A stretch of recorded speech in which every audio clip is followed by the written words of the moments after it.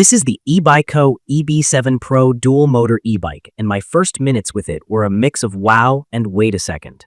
The marketing shouts 5,000 watts peak, 40 to 45 miles per hour, a 52V 32-amp battery, full suspension, and big fat tires. Key features that jumped out at me are the dual motors, the 52V pack, hydraulic disc brakes, and the rear shock paired with a lockable front fork. On paper, it reads like a small electric motorcycle that pedals. Before I even rolled it an inch, I ran into the same confusion I'd seen online. In my opinion, EBycco's pages and listings don't always agree with each other.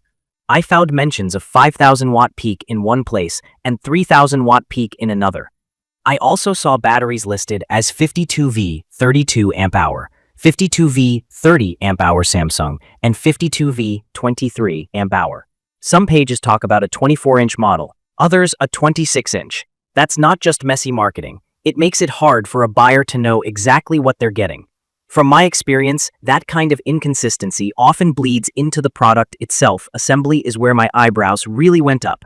I'm comfortable with tools, so I ran through my normal checks. I found the hydraulic brake rotors were mounted backwards. If you're new to bikes, a rotor is the steel disc your brake caliper squeezes. Hydraulic means it uses fluid pressure for stronger, more consistent braking. A backward rotor is a safety issue. The pads don't hit the braking surface properly. Stopping power drops, and you can damage the caliper.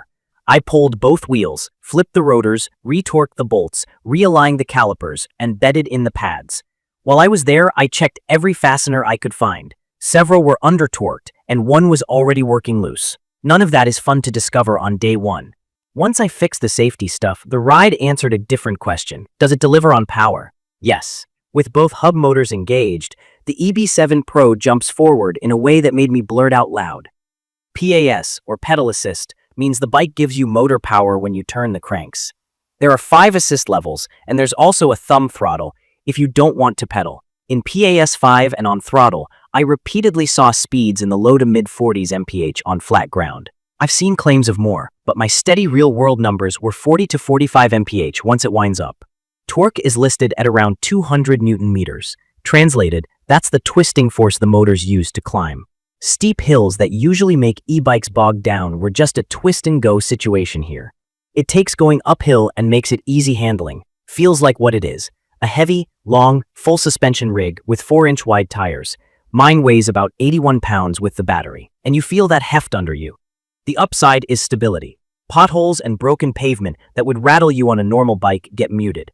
The fork and the rear shock soak up chatter, grass, and gravel with no drama. It's not nimble in tight spaces, but on a long sweep or a chunky side road, I felt planted and comfortable. The seat is fine for shorter rides. For all-day riding, I'd swap it for something with more support. As for stopping, the hydraulic brakes work well once installed correctly and bedded in. Strong bite, smooth modulation, and no fading on repeated hard stops during my tests.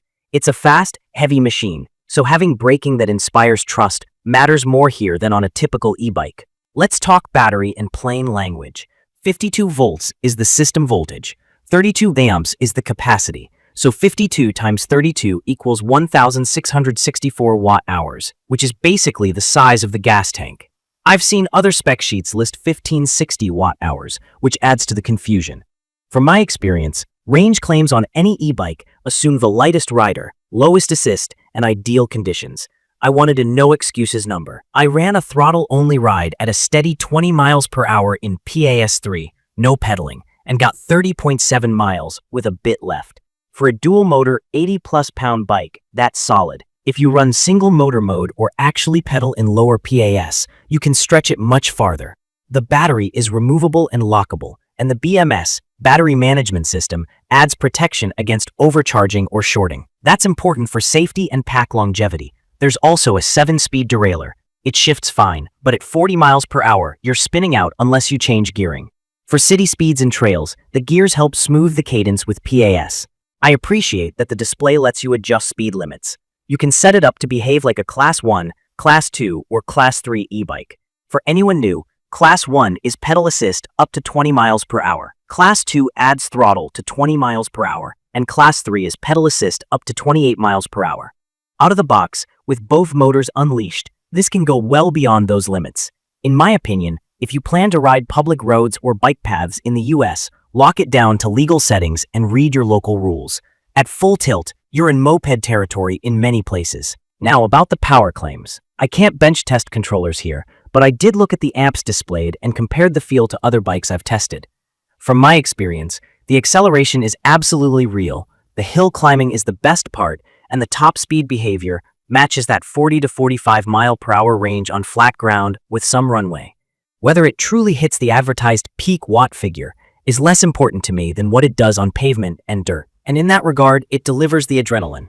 The bigger issue for me is quality control and support.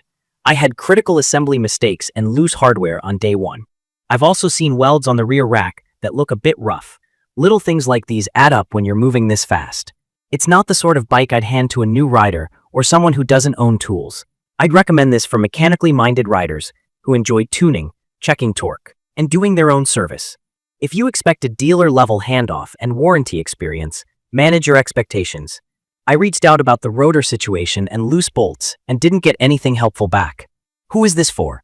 It's perfect for thrill seekers who want raw dual-motor shove, heavier riders who want serious hill power, hunters or property owners who need to cover ground off-road, and anyone who likes the idea of a big battery, full suspension platform they can tweak. If you live upstairs with no elevator, or you need to carry a bike onto a train, the weight alone will make you crazy. If you're buying your first e-bike and want something simple and maintenance light, there are calmer options. From my experience, this one is more like a performance kit that happens to come assembled. In my opinion, the EB7Pro is a blast once you make it safe and sorted. The speed, stability, and hill-crushing torque put a grin on my face every time. The battery gave me a respectable real-world result, and the suspension plus fat tires make rough streets feel easy. The flip side is real. Quality control misses, questionable spec consistency, and support that didn't come through for me. I can live with that because I like to wrench and I knew what I was getting into. I'd recommend this for riders who value power over polish and understand the responsibility that comes with a 40+ NkH e-bike. Wear a full-face helmet, gloves, lights, the whole kit. Keep a wrench set handy, check bolts often, and take the time to dial in brakes and alignment. Use the display settings to keep it legal where you ride, and open it up only where it's allowed and safe. In conclusion, the EBycco EB7Pro delivers the thrills it advertises, but it asks you to be the final quality control step. If that trade-off makes sense to you, you'll have a very fast, very fun machine that can swallow rough terrain and big miles. If not, you might want a calmer e-bike with a proven service network. Please check the comments section for detailed information about the EBycco EB7Pro. Thank you for watching.